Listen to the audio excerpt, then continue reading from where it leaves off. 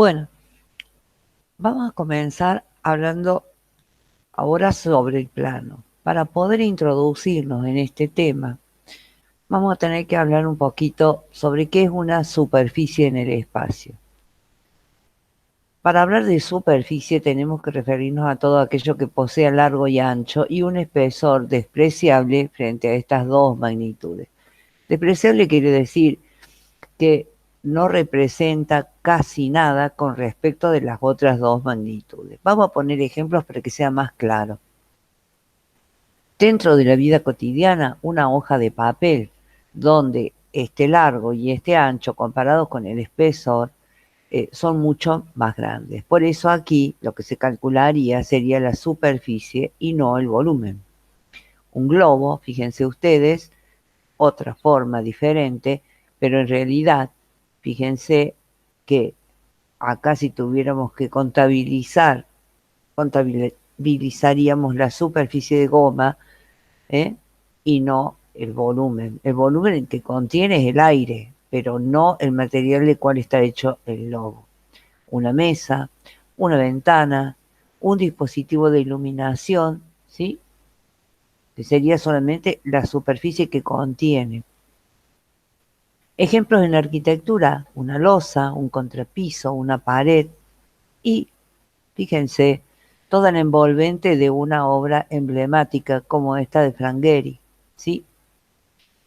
Entendido esto y sabiendo que siempre nos estamos refiriendo a la envolvente, que es una superficie en 3 dimensiones en este caso,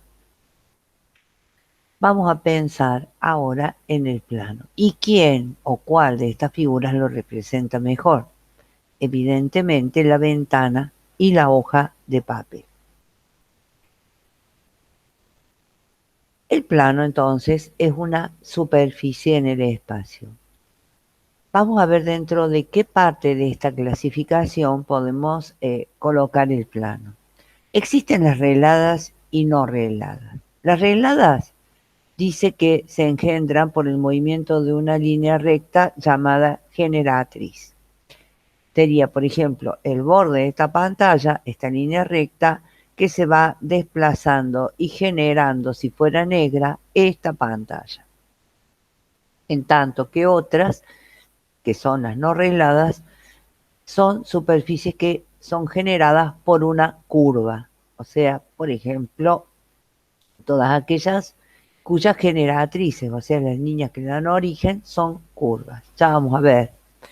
Dentro de las regladas están las desarrollables y las alabeadas. Las desarrollables tienen un plano tangente único a lo largo de cada generatriz.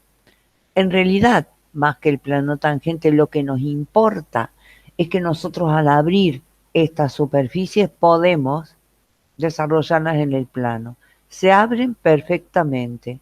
Por ejemplo, el cilindro, fíjense, el cono, cuando yo lo abro, lo apoyo sobre una mesa y puedo apoyarlo completamente al abrirlo. También los poliedros convexos están formados por, fíjense, porciones de plano. ¿Por qué digo porciones de plano? Porque el plano es infinito. Entonces, cuando definimos plano, estamos hablando de una superficie en el espacio que es infinita. Dentro de las regladas están las alabeadas. Esta definición sé que es compleja, pero pensémosla como una superficie generada por una línea que cambia continuamente de dirección en los 3 sentidos de sus dimensiones. Antes de preocuparnos, aquí tenemos dos figuras que son el hiperboloide arreglado de una hoja y el paraboloide hiperbólico. Miremos estas dos figuras aquí. Esta recta que va a generar el paraboloide hiperbólico tiene dos generatrices. Miren que las generatrices son rectas, pero aquí tenemos esta que es la que va a dar lugar a esta paraboloide hiperbólico. Esta línea cambia continuamente de dirección. Fíjense, no conserva esta dirección, sino que va cambiando el ángulo ¿Lo ven? En el espacio y en las tres direcciones, en X, en Y y en Z. Así se genera esta figura que se llama paraboloide hiperbólico. En el caso del hiperboloide reglado de una hoja, que es este que vemos aquí, nosotros podemos ver que se genera también por una recta que va cambiando continuamente de dirección. Continuamente. Esta es la generatriz. Como ven, en ambos casos las generatrices son rectas, ¿sí? Las directrices, que son las que permiten, las que orientan, digamos, al paso de la generatriz, son curvas. Dentro de las no regladas tenemos las cuádricas, que pueden ser de revolución o no revolución, que en este momento no vamos a ver, sino un poco más adelante. Hoy lo que vamos a ver son superficies regladas desarrollables, ¿sí? El plano. Entonces, para que quede claro, nuestro circuito va a ser, primer tema, regladas desarrollables planos, que es lo que vamos a ver hoy. Después vamos a ver cuádricas de revolución y no revolución con centro de simetría. Y finalmente, cuádricas de revolución y no revolución sin centro de simetría.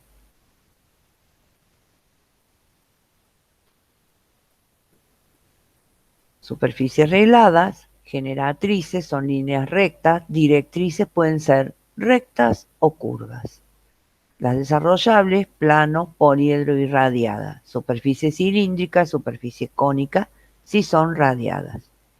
Poliedros y plano cuando no lo son. Alabeadas, solo el hiperboloide de una hoja y el paraboloide hiperbólico. Dijimos que hoy vamos a ver plano. El plano es el elemento ideal que solo posee dos dimensiones, contiene infinitos puntos y rectas que se representan con una letra griega ubicada en una de sus esquinas. Aquí se ha trazado un abanico de planos donde están muy claras cuáles son las directrices y cuál es la recta generatriz, que al desplazarse por las directrices genera el plano. También, ya que estábamos, hablamos de los poliedros convexos, por ejemplo, y los cóncavos. Esto ya lo vimos en nivel 1. De cualquier manera, cada cara de este poliedro es una porción de plano. Finalmente tenemos las radiadas, que ustedes después verán en mayor profundidad en el PowerPoint. Fíjense ustedes, cuando nosotros abrimos cada una de estas, vamos a ver que son porciones de plano. Tanto la base, ¿sí?, que puede llegar a tener o no tener una base, puede ser una circunferencia o simplemente puede ser un círculo, van a ver que también son porciones de plano. Cuando nosotros hablamos de cilindro estamos muy acostumbrados a que la base sea un círculo, pero miren acá, puede ser una parábola o también puede ser una hipérbola y siempre se van a llamar superficie cilíndrica. Miren la generatriz, siempre una recta, recta y recta. En cuanto a la superficie cónica, está también generada por una recta que se llama generatriz y se mueve continuamente sobre una curva en el espacio que se llama directriz. Esto se llama cono doble, porque lógico, si la recta se está moviendo alrededor de una curva, yo no puedo hablar, si la recta es infinita, de que se genere un solo cono. Se van a generar dos. Evidentemente, yo puedo después cortar y tomar solamente uno de los conos. El punto cúspide se llama vértice del cono. Como podrán ustedes ver, todas estas figuras están formadas por poliedros radiadas por porciones de plano. El plano es generador. Aquí vamos a ver algunas fotografías que muestran, ¿sí?, superficies regladas, desarrollables en arquitectura, algunas superficies radiadas. Aquí vemos poliedros. Esto que es una obra muy interesante que se encuentra en Rotterdam, muy linda, por cierto. Y les he dejado los links en cada una de ellas, primero por el derecho de autor y segundo por el tema de que ustedes pueden entrar y ver exactamente las dimensiones y demás. También aquí, fíjense, paraboloide hiperbólico entre las superficies regladas alabeadas, cómo se genera, es muy, muy interesante poder verlo. Aquí también un hiperboloide de una hoja que se considera doblemente reglado porque una recta va para un lado y podemos considerar que otra recta hace el caminito opuesto para generar esta superficie en el espacio. En esta obra se ve sumamente claro que unas rectas van eh, girando en un sentido horario, en tanto que las otras lo hacen en sentido antihorario. Aquí tienen ustedes algunos links para poder dirigirse al hiperboloide que se encuentra en Sagrada Familia. Son muy interesantes para que ustedes los vean. Y esto ni les cuento, porque están muy, muy buenos. En general, fíjense, miren qué interesante cómo se genera el hiperboloide de una hoja. En cuanto a vamos a poner solamente un poquito. Ustedes después tendrán que verlo en su casa, porque de lo contrario esto quizá que se haga muy larga la clase. A mí personalmente me encanta porque se puede ver con mucha claridad cómo se genera cada una de estas superficies regladas. Es una maravilla cómo lo han desarrollado. Miren el cilindro, miren cómo lo rotan y se va generando la garganta del hiperboloide de una hoja. Ahora viene, fíjense, la otra recta. Por eso se dice doblemente reglado al hiperboloide de una hoja.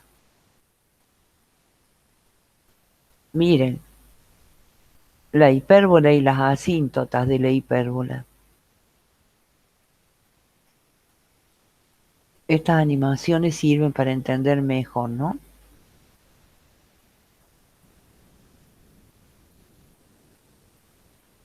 Todas estas cosas que se están viendo aquí también pueden recrearlas ustedes en su casa, no es algo tan difícil. ¿Saben con qué?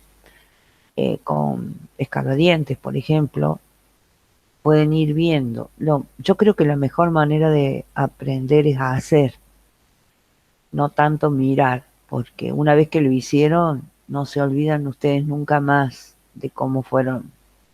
Miren qué maravilla, esa linterna. Gaudí utilizó muchísimo este tipo de superficies, la parábola, paraboloide, realmente es bello y es muy, muy interesante. Bueno, al final que lo vimos todo, pero valía la pena, creo yo.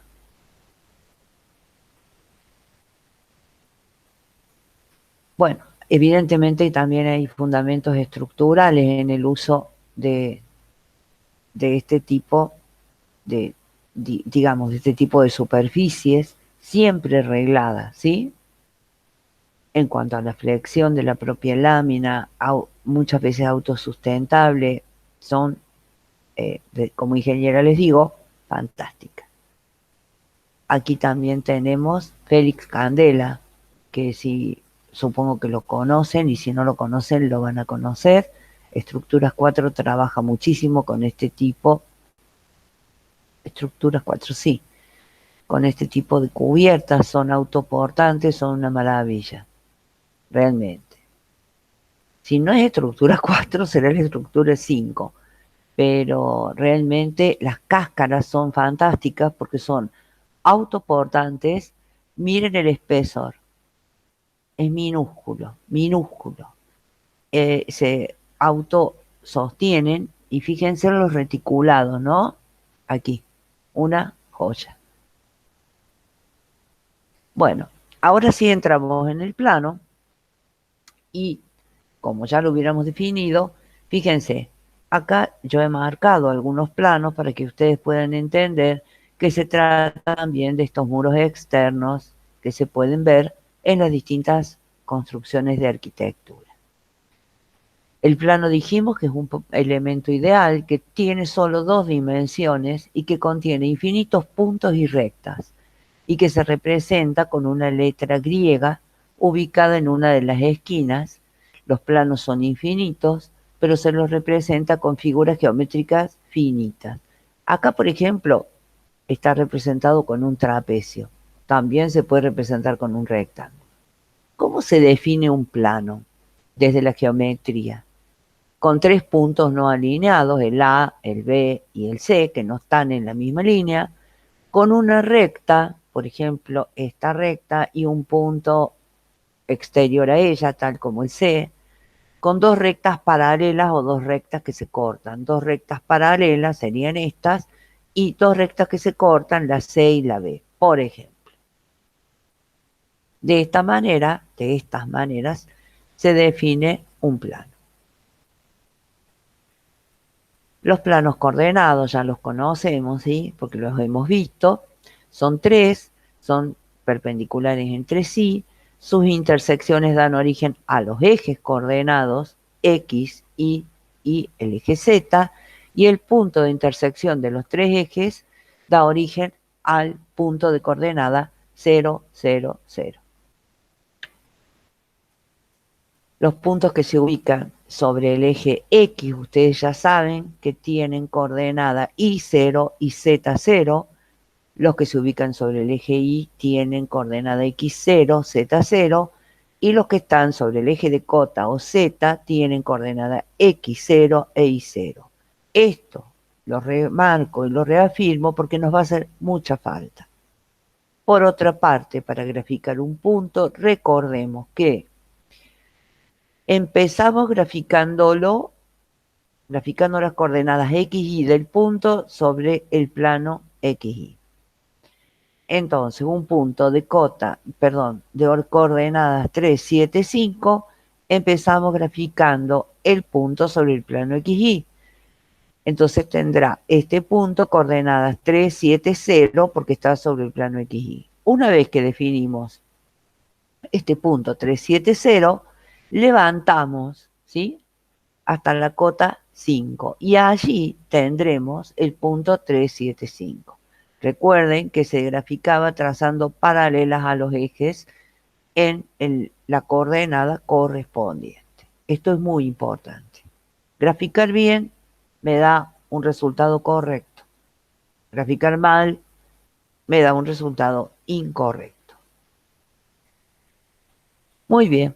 Acá hay algunos ejemplos para que ustedes puedan ver. Este PowerPoint va a estar subido como PowerPoint también, aparte de este grabado. Fíjense, nosotros necesitamos la ecuación del plano. ¿Para qué la necesitamos? Esa es la pregunta de siempre. Supongamos que ese plano es una losa que está en el piso 2 y yo quiero ver la intersección de esa losa con las columnas que se encuentran a nivel 2. Para ello yo voy a necesitar conocer la ecuación del plano para luego poder hacer las intersecciones correspondientes con las ecuaciones que se corresponderán a los puntos que representan esas columnas. Ver si las columnas pertenecen o no al plano. Tenemos la ecuación del plano delta, nos proponemos hallarla. Sabemos que ese plano delta contiene un punto P sub 0 de coordenadas X sub 0, Y sub 0, Z sub 0. A su vez, este plano es perpendicular a un vector, ¿sí?, cuyos números de dirección son A, B y C. Acuérdense que era un vector. Un vector era un segmento dirigido, no una recta, sino un segmento que tenía un módulo, ¿sí? O sea, en este caso sería una medida, por ejemplo, 5 centímetros o 10, una dirección, que sería la recta por la cual se desplaza el vector, un sentido hacia arriba, hacia abajo, hacia la derecha o hacia la izquierda, y un punto de aplicación. En este caso sería este el punto de aplicación. Y me pregunto, ¿qué condición deberá tener este punto P para pertenecer al plano de él? Si nosotros armamos el vector en el plano P sub 0, este debe pertenecer al plano. Por lo tanto, debe ser perpendicular a este vector, porque el plano es perpendicular al vector. Si el plano es perpendicular a U, entonces cualquier vector de este plano, tenga la posición que tenga, dibújenlo en su casa, va a ser perpendicular a este vector. Cualquier vector de este plano. Entonces, para que este lo sea, debería ser perpendicular al vector U. El producto, entonces, si yo quiero saber si lo es, digo que P sub 0, vamos a sacar las componentes de este vector que va a ser, ¿cómo las calculo? Fíjense, X menos X sub 0, Y menos Y sub 0 y Z menos Z sub 0 van a ser las componentes del vector P sub 0. Para saber si dos vectores son perpendiculares, yo me voy a remitir a hacer el producto entre estos dos vectores.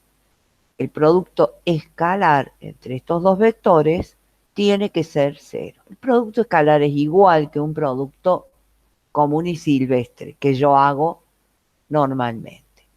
¿Cómo lo hago? Digo, uso la propiedad, o sea, distributiva, y digo, X menos X0 por A, Y menos Y sub 0 por B, Z menos Z0 por C. Cada chancho a su rancho. Perdonando la expresión, sé que esto va a estar grabado, pero evidentemente es así. Igual a 0. Entonces, ahora sí, aplico la propiedad distributiva. X por A, ¿sí? Menos X0 por A, Y por B, menos Y sub 0 por B, Z por C, menos Z0 por C. En este paso, yo ya agrupé a X más BY más CZ y le sumo algebraicamente menos a X0, perdón, menos a X0, menos BY0, menos Z0, entre paréntesis. ¿Por qué? Porque a toda esta suma algebraica, se llama suma algebraica porque aunque tenga signos menos se llama suma igual, le voy a llamar D. A esta sumita le llamo D. Por lo tanto, la ecuación cartesiana queda de esta manera. AX más BY más CZ más D. Esa será la ecuación cartesiana del plano. Fíjense quién es quién en esta ecuación. Vamos a verlo ahora. A, B y C entre corchetes, no entre paréntesis, son las componentes de un vector que es perpendicular al plano. X, Y y Z son las coordenadas de un punto cualquiera que pertenece al plano. En tanto que X sub 0, Y sub 0, Z sub 0 son las coordenadas de otro punto cualquiera que pertenezca también al plano. T es un término independiente. Este término independiente me indica cuánto se aleja este plano del origen del sistema coordenada. Ya vamos a ver cómo. Vamos a ver un ejemplo de cómo armar una ecuación de un plano a partir de conocer, por ejemplo, un punto M de coordenadas menos 1, 4, 3 y un vector perpendicular al plano cuyas componentes son 4, 3 y menos 1. Este punto pertenece al plano y B es un vector perpendicular. Nosotros partimos de esta ecuación. Si el punto pertenece al plano, yo puedo reemplazar en X y Z las coordenadas menos 1, 4 y 3. Es así. También puedo reemplazar en A, B y C las componentes del vector B, porque sé que es perpendicular al plano. De esta manera, yo puedo obtener el valor de D. Es lo que hago. Fíjense, 4 por menos 1, menos 4, 3 por 4, 12, y menos 1 por 3, menos 3. Eso será igual a menos D. Entonces, me da que 5 es igual a menos D, pero a mí no me interesa cuánto vale menos D. A mí me importa saber cuál es el valor de D. Por lo tanto, multiplicando ambos miembros por menos 1, yo voy a obtener el valor de D. El valor de D es menos 5. Y eso será más o menos la distancia o cuánto se aleja el plano del origen del sistema coordenado. Para graficarlo, para graficar este plano, lo que yo tengo que hacer es buscar la intersección con los ejes coordenados de la siguiente manera, porque una vez que yo ya tengo la ecuación, lo que me queda es graficar. Voy a buscar la intersección primeramente con el eje X. Todo punto sobre el eje X dijimos que tenía coordenadas Y y Z iguales a 0. Aplico ese concepto a la ecuación, esta, y resulta el primer punto de intersección buscado. Si yo digo que Y es igual a 0 y que Z es igual a 0, entonces 4X será igual a 5 y X será igual a 5 cuartos. Intersección con el eje X, 5 cuartos, 0, 0. Para la intersección con Y, X será 0 y Z será 0. Por lo tanto, esta intersección despejando será 0, 5 tercios, 0. Para la intersección con el eje Z, X e Y serán 0. Por lo tanto, menos Z será igual a 5. Pero no me interesa saber el valor negativo de Z. Me interesa saber cuánto vale Z.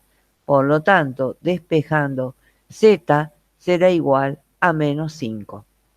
Punto de intersección con el eje Z, 0, 0, menos 5. ¿Qué me queda por hacer? Graficar.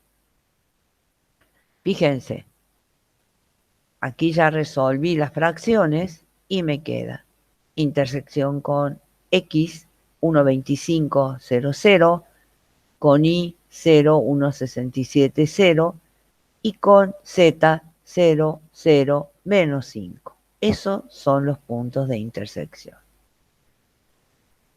Si yo uno esos puntos con rectas, voy a obtener las trazas del plano sobre los planos coordenados. ¿Qué son las trazas?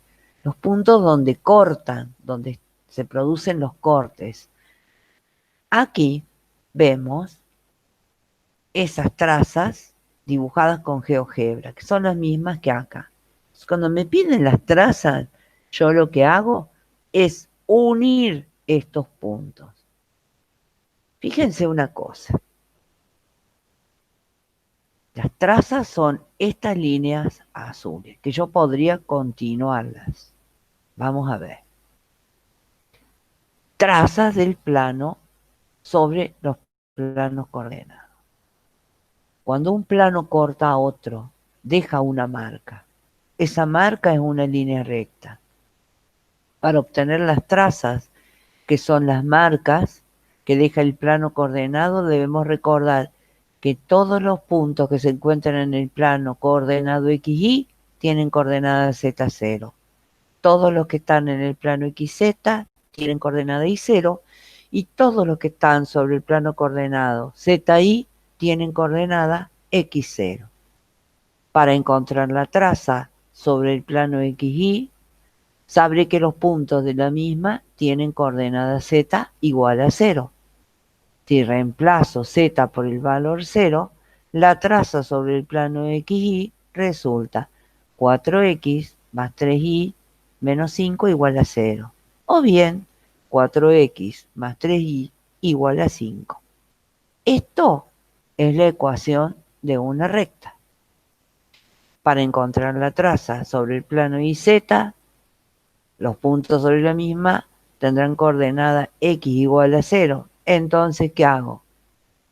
0 tuc, reemplazo X por el valor 0 y la traza sobre Y, Z, fíjense en la ecuación, ¿quién falta? Falta X. Entonces, en la XZ, ¿quién falta? Y.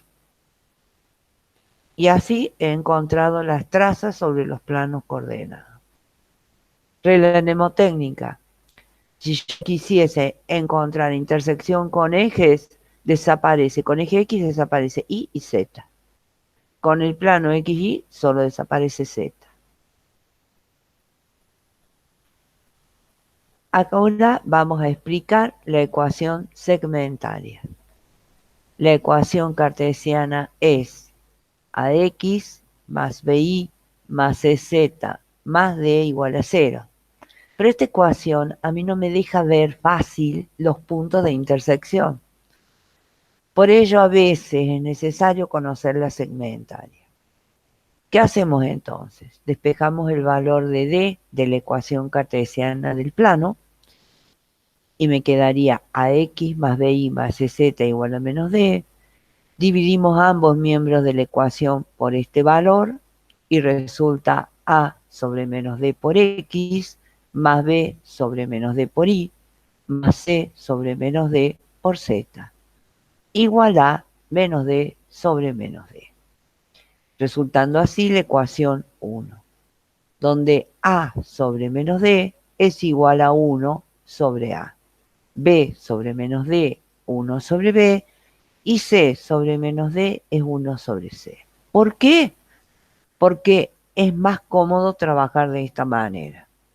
Si yo reemplazo en la ecuación 1, me quedará que X sobre A más Y sobre B más Z sobre B es igual a 1. Luego, entonces, quedó claro que A es igual a 1 sobre A menos D, B es igual a 1 sobre B menos D y C es igual a 1 sobre C menos D. Esto simplemente sirve para aclarar el panorama, que es lo que hice. Entonces, si yo veo la segmentaria, que es X sobre A más Y sobre B más Z sobre C igual a 1, yo puedo deducir clarito cuáles son los puntos de intersección. Y estos son A00, 0B0 y 00C.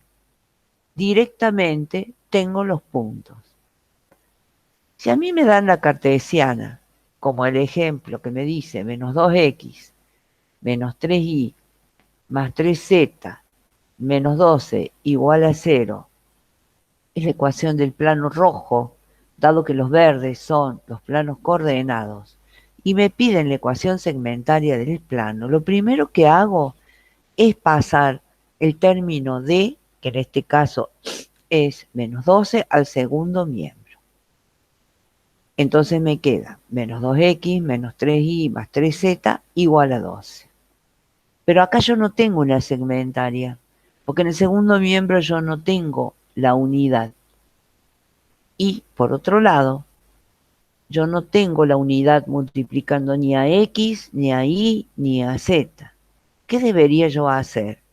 Y bueno, para que en el segundo miembro yo tenga la unidad, tendría que dividir el 12 por 12 para que me quede de esta forma.